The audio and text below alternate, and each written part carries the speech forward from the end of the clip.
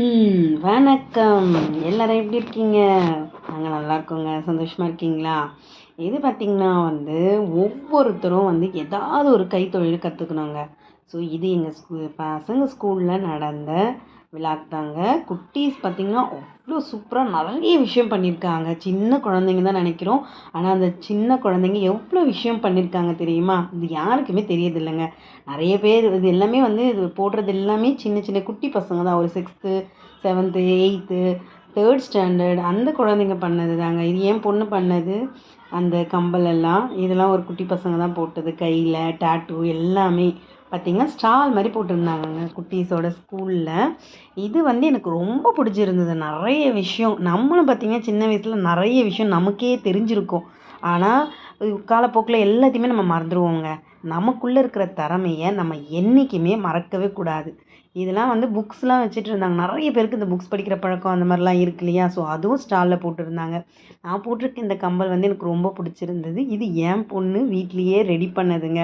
So இது எல்லாமே பார்த்திங்கன்னா சேல்ஸ் மாதிரி போட்டிருந்தாங்க. ஸ்கூல் லாஸ்ட் வீக் பார்த்திங்கன்னா ஸ்கூலில் நடந்த ஹாபீஸ் டே. ஒரு வருஷம் ஃபுல்லாக டைம் தருவாங்க குட்டீஸ்க்கு. ஸோ இதில் குட்டீஸ் என்னென்ன ஹாபீஸ் பண்ணுறாங்களோ அது எல்லாமே பார்த்திங்கன்னா அன்றைக்கி ஸ்டால் போட்டு அதை சேல்ஸும் பண்ணுவாங்கங்க. ஸோ மிஸ்ஸு எல்லோரும் பார்த்திங்கன்னா பயங்கர சப்போர்ட். பிரின்ஸிபல் எல்லாருமே பயங்கர சப்போர்ட். இது எல்லாமே குட்டீஸ் பண்ணது தாங்க.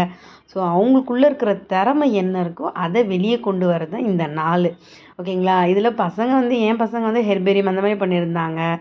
மற்ற பசங்க வளையல்லாம் பண்ணியிருந்தாங்க. இது எல்லாமே சின்ன சின்ன குட்டி பசங்க பண்ணதுங்க. அவ்வளோ சூப்பராக இருந்தது. நான் பார்த்திங்கன்னா வளையல் வாங்கியிருந்தேன், டேட்டூ போட்டு இருந்தேன். அப்புறம் என் பையனுக்கு மிஸ்ஸே டேட்டூவும் போட்டு விட்டு இருந்தாங்க. ஸோ அந்த மாதிரி சூப்பராக இருந்ததுங்க. என் பசங்களுக்கு ஹெர்பேரியம் தான் பண்ண வச்சுருந்தாங்க. ஸோ அதில் சில பேர் சூப்பராக பண்ணியிருந்தாங்க. அவங்கள நல்லா என்கரேஜ் பண்ணுற விதமாக ஃபஸ்ட் ப்ரைஸ், செகண்ட் ப்ரைஸ்லாம் கொடுப்பாங்க. பார்ட்டிசிபேஷன் தான் முக்கியம் இல்லைங்களா? நிறைய பேர் இதெல்லாம் மிஸ் பண்ணுறாங்க. பார்ட்டிசிபேட்டே பண்ண மாட்றாங்க சில பேர். ஆனால் சில பேர் பயங்கர என்கரேஜாக, அதாவது இப்போ பண்ணுறது தாங்க ஃப்யூச்சரில் நாளைக்கு காலேஜ் போனப்பையும் சரி, அதுக்கப்புறம் அவங்க ஒர்க் பண்ணுற இடத்துலையும் இன்னும் ஸ்போர்ட்டிவாக நிறைய விஷயத்த அவங்க பண்ணணுன்ற அவங்களுக்கு பார்த்திங்கன்னா எனர்ஜி கிடைக்கும். இல்லைன்னா ஒரு ஸ்டேஜுக்கு அப்புறம் ஓகே வேண்டாம் அப்படின்ட்டு விட்டுட்டு போயிடுவாங்க. ஆனால் இந்த வயசுலேருந்தே குழந்தைங்க பார்த்திங்கன்னா அவங்களுக்குள்ளே இருக்கிற திறமையை எவ்வளோ தான் பார்த்திங்கன்னா கஷ்டப்பட்டாலும் அவங்க வெளியே கொண்டு வந்தாங்க அப்படின்னா ஒரு சூப்பரான பிளேஸ்க்கு வரலாங்க. எல்லோரும் பார்த்திங்கன்னா டாக்டர் ஆகணும், இன்ஜினியர் ஆகணும் அப்படி தான் யோசிக்கிறாங்க.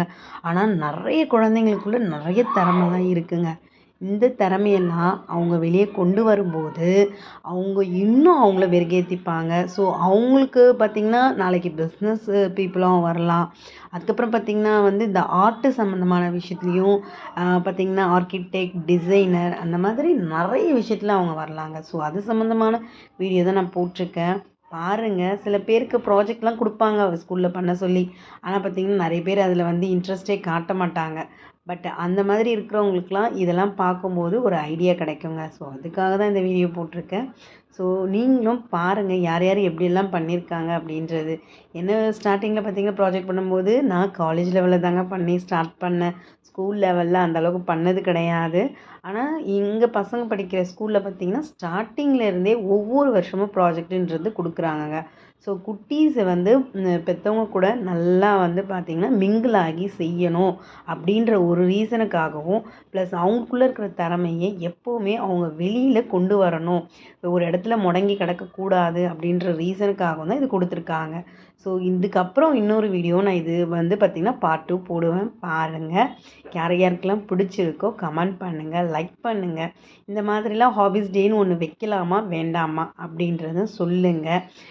உங்கள் பசங்க படிக்கிற ஸ்கூலில் இந்த மாதிரிலாம் இந்த விஷயத்துக்கெலாம் என்கரேஜ் பண்ணுறாங்களா அப்படின்றதும் கமெண்ட் பண்ணுங்க. ஏன்னா எனக்கு ரொம்ப பிடிச்சிருக்குங்க. ஆனால் பசங்க கூட நம்ம டைம் ஸ்பெண்ட் பண்ணலையே அப்படின்னு ஒரு நாள் இருக்கும். அந்த மாதிரி இருந்தால் பரவாயில்ல. ஆனால் முடிஞ்ச வரைக்கும் நம்ம குட்டீஸை நம்ம கூடவே கண்ட்ரோலில் நம்மளோட கண்ணுக்கு எதிர்க்கவே எல்லா விஷயமே பார்த்திங்கன்னா அதாவது கண் பார்வையிலே எல்லா விஷயமும் அவங்க பண்ணும்போது நமக்கு ஏற்ற மாதிரி வளருவாங்கங்க. நம்மளை நிறைய பெற்றவங்களோட ஆசை என்னென்னோ இப்படி பண்ணோம் அப்படி பண்ணணும். ஆனால் சில குழந்தைங்க பார்த்திங்கன்னா அதுக்கு ஏற்ற மாதிரி வரமாட்டாங்க.